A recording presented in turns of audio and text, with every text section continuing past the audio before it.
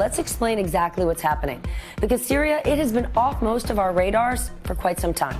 Right now, the United States has about 2,000 troops in that country, working as advisors for local Syrian forces and acting as support for militias fighting the ISIS forces.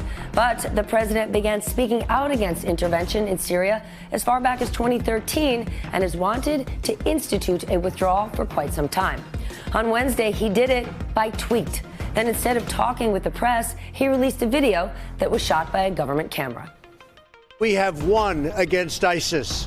We've beaten them, and we've beaten them badly. We've taken back the land, and now it's time for our troops to come back home. They're all coming back, and they're coming back now. We won, and that's the way we want it. Okie doke. We still do not have many details or a timetable about this, but the president's insistence that ISIS has been defeated, it caught a lot of people by surprise, and not in a good way. It is true that ISIS has lost almost all of its territory in Syria, but as any student of the Vietnam or Iraq wars can tell you, just taking territory is not the same as defeating the enemy. Please listen to what this administration's special envoy for the coalition to fight ISIS, Brett McGurk, said 1 week ago. We have obviously learned a lot of lessons in the past, so we know that once the physical space is defeated, we can't just pick up and leave. Areas that we have cleared of ISIS, they have not returned or actually seized physical space. There's clandestine cells. Nobody is saying that they're going to disappear. Nobody's that naive. So we want to stay on the ground and make sure that stability can be maintained in these areas. We're talking about years? Not going to put a timeline on it at all.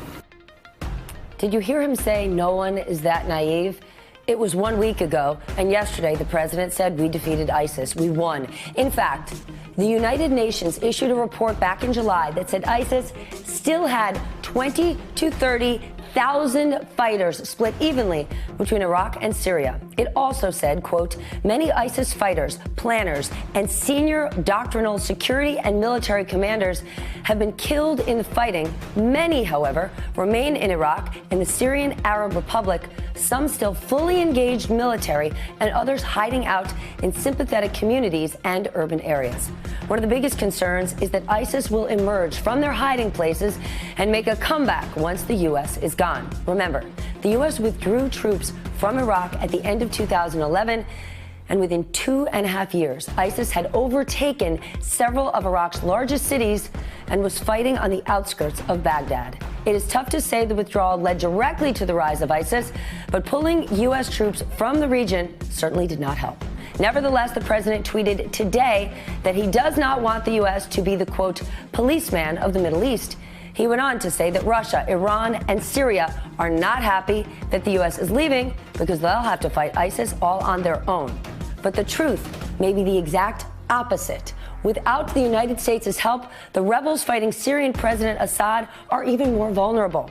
Since Russia, remember this, Russia supports Assad. They would love to get the U.S. out of this fight. Iran simply wants more influence in the region, and without the United States playing a significant role, they're likely going to get it. And if you don't believe me, believe Russian President Vladimir Putin, who said this morning that the U.S. should have never been in Syria, and pulling out is the right thing to do. So I'm going to back this up one more time. You're wondering, who thinks this is a good idea? Who could it be? Republicans, military? No, it's Putin. No wonder U.S. military leaders are not happy about this decision. A number of them made their case to the president, but it didn't matter.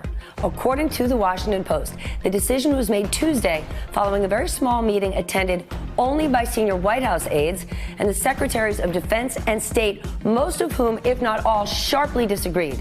That would be Secretary Mattis and Secretary Pompeo, and they're not alone. The head of U.S. Central Command, General Joseph Vattel, said the decision would leave Kurdish allies vulnerable. The head of the Joint Chiefs apparently never even got a chance to weigh in. On Wednesday, the president let his staff try to explain the decision and sent Vice President Pence to tell members of Congress, who were also kept completely in the dark. And no surprise, it didn't go well. We're putting our own nation more at risk. And just as sure as I'm on the floor of the United States Senate, ISIS will reemerge. I've said the president's got a right to make the decision. I'm not questioning that, but this is a really bad decision. I believe it is a catastrophic mistake. that will have grave consequences for the United States, for our interests, and for our allies in the months and years to come. Hey there, I'm Chris Hayes from MSNBC. Thanks for watching MSNBC on YouTube. If you want to keep up to date with the videos we're putting out, you can click subscribe just below me or click over on this list to see lots of other great videos.